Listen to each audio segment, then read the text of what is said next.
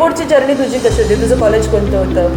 मग तू ऑटोनॉमस कॉलेजला जास्त प्रेफरन्स दिलेला की मुंबई युनिव्हर्सिटीच्या कॉलेजेसना? तुला कॅप राऊंडची जी प्रोसिजर होती ती कशी होती? साधारण तुझा रिझल्ट कधी लागला, त्यानंतर कसे कसे तू स्टेप्स फॉलो केले? ओके, सो माझं नाव चिराग पेडणेकर आहे. मी करंटली विद्यालंकार इन्स्टिट्यूट ऑफ टेक्नॉलॉजीमध्ये शिकतो, electronics and telecommunication department. Conceptuals concepts माहिती होते, बट ते कसे प्रेझेंट करावे ह्याची आयडिया नव्हती. त्याच्यामुळे खूप मार्क्स जात होते. First was VJTI, then Sardar Patel SPIT, मग DJ सांगवी थाडोमल, विद्यालंकार जे मला आता लागले आहे ते 5thला होतं, त्याच्या 6thला विवेकानंद, 6ला शहा. नमस्कार, मी श्रेया सावंत. समर्थ अकॅडमीच्या नवीन पॉडकास्ट व्हिडिओमध्ये तुमच्या सर्वांचं स्वागत आहे. आणि आज माझ्याबरोबर आहे माझा एक स्टुडंट चिराग पेडणेकर. तर त्याला त्याचं ड्रीम कॉलेज पण मिळालं, ड्रीम स्ट्रीमसुद्धा मिळालं. तर आता त्याला सुट्टी पडली तर इथे आला आहे. तर आपण त्याच्याशी थोड्या गप्पा मारूया की त्याची ही 12वी नंतरची जर्नी आणि 12वीपर्यंतची जर्नी कशी होती. तर चिराग, पहिलं तर तुझं इंट्रोडक्शन दे आणि तुझ्या कॉलेजचं नाव सांग. ओके, सो माझं नाव चिराग पेडणेकर आहे. मी करंटली विद्यालंकार इन्स्टिट्यूट ऑफ टेक्नॉलॉजीमध्ये शिकतो, इलेक्ट्रॉनिक्स अँड टेलिकम्युनिकेशन डिपार्टमेंट. तर हा EXCC ब्रांच आला, विद्यालंकारला मिळालं. तुझा साधारण कॅप राऊंड कोणत्याला तुला हे कॉलेजमध्ये? हे सेकंड कॅप राऊंडला मला मिळालं कॉलेज आणि मी तिथेच क्लोज केलं. मी थर्ड अटेम्प्ट नाही केला. थर्ड अटेम्प्टला. ओके, मग फर्स्टला तुला कोणतं कॉलेज मिळालं? फर्स्टला मला चेंबूरचं शहा अँड अँकर कॉलेज मिळालेलं. ओके, कॉलेजचं आपण विचारूच त्याला. पहिला आधी त्याचा CETचा स्कोअर विचारूया. CETचा स्कोअर तुझा किती होता? CETमध्ये मला 92.428 होते पर्सेंटाईल ना. ओके, मग CETचा तू स्टडी कसा केलेलास? CETसाठी ॲक्च्युली मी इथेच आलेलो पूर्ण स्टडी करायला. त्याच्यासाठी मी इनिशियली सगळं रिवाईज केलेलं, कारण माझं JEEचं प्रिपरेशन चालू होतं. सो CETसाठी फक्त मी कन्सेप्ट्स रिवाईज केले आणि क्वेश्चन प्रॅक्टिस केले इनिशियल डेजमध्ये. आणि जशी एक्झाम जवळ आली, लाईक लास्टचे 15 दिवस, त्यावेळी फक्त आणि फक्त क्वेश्चन पेपर्स सॉल्व्ह केलेले टाईमवर. ओके, म्हणजे जास्त PYQवर भरोसा. ओके, आणि स्टेट बोर्डची जर्नी तुझी कशी होती? तुझं कॉलेज कोणतं होतं? स्टेट बोर्डसाठी मी कणकवली कॉलेजमध्येच होतो. तिकडनंच मी पूर्ण 11वी 12वी माझी कंप्लीट केलेली आणि स्टेट बोर्डमध्ये मला 76% होते. ओके, मग जेव्हा तू समर्थला जॉईन झाला तेव्हा तू म्हणजे तेव्हा तुझ्या स्टेट बोर्डची कशी कंडिशन होती आणि काय? ओके, सो ज्यावेळी मी इथे जॉईन झालो, मी इथे ॲक्च्युली माझे कॉलेजच्या प्रिलिम नंतर जॉईन झालो 12वीचे. कारण मी 2 वर्ष कंटिन्यू JEEची प्रिपरेशन केल्यामुळे मला स्टेट बोर्ड्समध्ये आन्सर लिहिणे किंवा कन्सेप्ट्स माहिती होते, बट ते कसे प्रेझेंट करावे ह्याची आयडिया नव्हती. त्याच्यामुळे खूप मार्क्स जात होते. लाईक प्रिलिम्समध्ये कमी मार्क पडले, याच्यामुळे मी इथे जॉईन झालो आणि त्या जानेवारीमध्ये, आणि 2 महिने इथे प्रिपेअर केलं बोर्ड्ससाठी. ओके, मग चिराग आमच्याकडे आलेला एंडिंगला आणि मग त्याने स्टेट बोर्डची प्रॅक्टिस केलीच आणि त्यानंतर त्याचं टार्गेट होतं की मुंबईचं कॉलेज मिळाला. सो पहिली त्याची 2 वर्ष JEE करण्यात गेलेली, त्यामुळे त्याचं थोडं सगळं कन्फ्युजन झालं. मग आताची जी मुलं आहेत त्यांना तू काय सांगशील की आधी सुरुवातीपासूनच CET करा की JEE करा की कसं काय? तर डिपेंड्स तुम्हाला काय पाहिजे. जर तुम्हाला स्टेट्समधलेच कॉलेजेस हवे असतील तर स्टार्टिंगपासून CETच प्रिपेअर करा, कारण ते जास्ती फ्रुटफुल ठरेल तुम्हाला. कारण 2 वर्ष CET केल्याने तुम्हाला 98, 99, 100% पण येतात मुलांना. बट जर तुमचं एम असेल की मला ऑल ओव्हर इंडियात कुठलं पण कॉलेज चालेल, तर लाईक मी म्हणेन की तुम्ही हे JEEसाठी ऑप्ट करा. कारण त्याच्या थ्रू फक्त NITs IITs नाहीत, पण बरीचशी कॉलेजेस आहेत ऑल ओव्हर इंडियात जी JEE एक्सेप्ट करतात आणि जी चांगली कॉलेजेस आहेत. सो तुम्ही ते अटेम्प्ट करू शकता. म्हणजे जर तुम्हाला महाराष्ट्रातले कॉलेजेसच घ्यायचे असतील तर तुम्ही गो थ्रू CET, म्हणजे 2 वर्ष CETचाच प्रॅक्टिस करा. आणि जर तुम्हाला जर बाहेर जायचं असेल, महाराष्ट्राच्या बाहेर आउट ऑफ स्टेट जायचं असेल, तर तुम्ही मग JEEला प्रेफरन्स देऊ शकता. दुसरी गोष्ट म्हणजे आता जेव्हा कॅप राऊंडची जी प्रोसिजर होती ती कशी होती? साधारण तुझा रिझल्ट कधी लागला, त्यानंतर कसे कसे तू स्टेप्स फॉलो केले? ओके, सो माझा रिझल्ट अराऊंड जुलै एंडिंगच्या आसपास लागलेला, मिड जुलैच्या आसपास. ओके, हां. त्याच्यानंतर ऑगस्टमधनं कॅप राऊंड सुरू झाले, फर्स्ट वीक और सेकंड वीक ऑफ ऑगस्टपासून.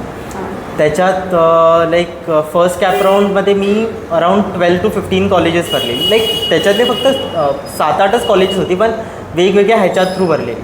TWS थ्रू, EWS थ्रू किंवा मग नॉर्मल असं ह्याच्यात 2 टाईपमध्ये भरता येतात. त्याच्यामध्ये मग ती 15 कॉलेजेसची लिस्ट झाली. मग ती कॉलेजची लिस्ट तुला सरांनी सजेस्ट केली? हां, ती सरांनी सजेस्ट केली. ओके, मग तू ऑटोनॉमस कॉलेजला जास्त प्रेफरन्स दिलेला की मुंबई युनिव्हर्सिटीच्या कॉलेजेसना? तुला मुंबईचंच हवं होतं ना? हां, मला मुंबईचंच कॉलेज होतं, बट हवं होतं. बट त्यावेळी असं काही नव्हतं की ऑटोनॉमस हवं की युनिव्हर्सिटी. माझा प्रेफरन्स होता कॉलेजचं प्लेसमेंट्स कसे त्याच्यावर बेसिस. Okay. लाईक जर माझं कॉलेज प्रेफरन्स सांगायचं झालं तर first was VJTI, then Sardar Patel SPIT, मग DJ सांगवीत थाडोमल, विद्यालंकार जे मला आता लागलं आहे ते 5th ला होतं, त्याच्या 6th ला विवेकानंद, 6 ला शाह अँकर. ओके, सो हा तुझा सिक्वेन्स हां. होता.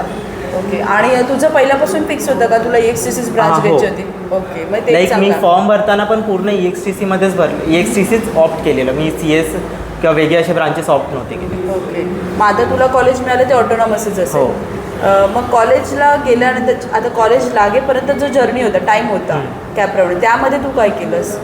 त्यामध्ये मी असं लाईक माझे स्किल्स होते ते स्किल्स म्हणण्यापेक्षा हॉबीज होते तेच परस्यू केले जास्ती करून. ओके, लाईक आणि ड्रॉइंग वगैरे असं ओके, आणि फर्स्ट इयरच्या सब्जेक्टचं थोडं ओव्हर. हां, आणि फर्स्ट इयरच्या सब्जेक्टचं हां. थोडं प्रिपरेशन केलेलं.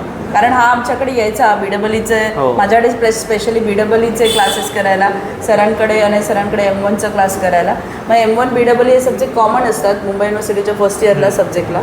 ऑटोनॉमस असले की थोडा सिलेबस चेंज होतो, बट तो त्यावेळी येत होता, मी बघितलेलं. ओके, सो त्यावेळी तुम्ही पण स्टुडंट्स ज्यांना आता वेळ आहे कॉलेजेस लागायला, तर तुम्ही त्याचा टाईमपास म्हणून ते सोडवायला स्टार्ट करू शकता.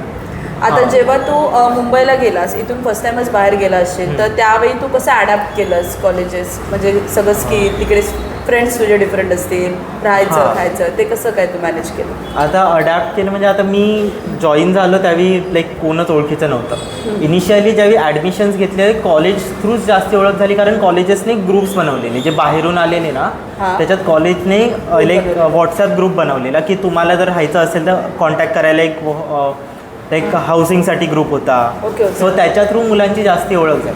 झाली. कॉलेज थ्रू व्हायच्या ओके. ॲडमिशन झालं आणि कॉलेज थ्रू व्हायच्या त्याच्यात. कॉलेज सुरू झाल्यावर मग सगळी भेटली, मग फ्रेंड्स बनत गेले, होत गेले ते. ओके, फर्स्ट इयर सब्जेक्ट्स कसे क्लिअर झाले तुझे? ऑल क्लिअर झाला असेल हां, तर? ऑल क्लिअर झालं. ओके, मग फर्स्ट इयर इंजिनिअरिंगचे सब्जेक्ट क्लिअर करताना काही प्रॉब्लेम आला की कसे सोडवलेस? फर्स्ट कारण year 12th syllabus 11-12 notes wise आपल्याकडे मटेरियल असतं, आणि जेव्हा युनिव्हर्सिटीचा स्टडी करतो ते ड्रास्टिकली रेफरन्स बुक्स रेफर हां. करावे लागतात. मग ते कशा प्रकारे? त्या ह्याच्यात मी थोडा लकी होतं कारण ऑटोनॉमस कॉलेज होतं, त्यामुळे मला जास्ती युनिव्हर्सिटीचं प्रिपरेशन करावं लागत नाही. बेसिकली ज्यावेळी तुम्ही ऑटोनॉमस कॉलेजमध्ये ॲडमिशन घेता ना, त्यावेळी आता तुमचं स्कूलमध्ये कसं असतं की एवढं शिकवलं आहे तेवढं येणार एक्झामला, that's it. Same is for autonomous colleges. तुला रेफरन्स बुक तुम्हाला नाही रेफर करावी लागत वेगळे, ओके. किंवा ऑनलाईन काही शोधावं लागत नाही. जेवढं कॉलेज प्रोव्हाइड करतं तेवढंच करावं लागतं. Okay, good. मग आता सध्याची मुलं जी आहेत 12वी पास झाले, चांगला स्कोअरसुद्धा आला आहे त्यांना, आता ते कॅप राऊंडचा फॉर्म भरतायत, तर कॅप राऊंडचा फॉर्म भरताना तुला काही डिफिकल्टी झालेली का? म्हणजे डॉक्युमेंट्स कोणते लागलेले, किंवा तू आधीपासून ते डॉक्युमेंट्स तुझी तयारी होती का? हां, मी डॉक्युमेंट्स ॲक्च्युली इंटरनेटवरनं रिसर्च करून आधीच कलेक्ट करून ठेवलेले सगळे हां. जे लागतात ते. लाईक आता हां. तुम्हाला कॅटेगरी ऑप्ट करायचे तर कॅटेगरीचं डॉक्युमेंट्स लागतात, like caste documents, caste validity, okay. अशा गोष्टी लागतात. हां. जर म्हणजे EWSचं लागत असेल त्याच्यासाठी इन्कम सर्टिफिकेट लागतं, तर ते डॉक्युमेंट्स आधीपासून रेडी करून ठेवावे लागतात. ओके, साधारण CETचा जो स्टडी करायला तुला किती वेळ मिळाला स्टेट बोर्ड नंतर? कारण आत्ताचा जो टाइम टेबल आहे, हां. ती मुलांची एक्झाम संपते साधारण 10 मार्च वगैरे, आणि 8 एप्रिलपासून लगेच CET स्टार्ट होतात. ओके. सो तुझ्या वेळी म्हणजे मागच्या वर्षी कसा टाइम होता, केवढा होता?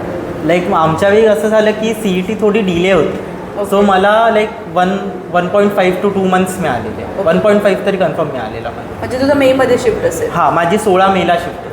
Okay, okay. म्हणजे तुला CETला पण अभ्यास करायला जास्त वेळ मिळाला. हो. ओके, त्याच्यातच तू करून दाखवलंस.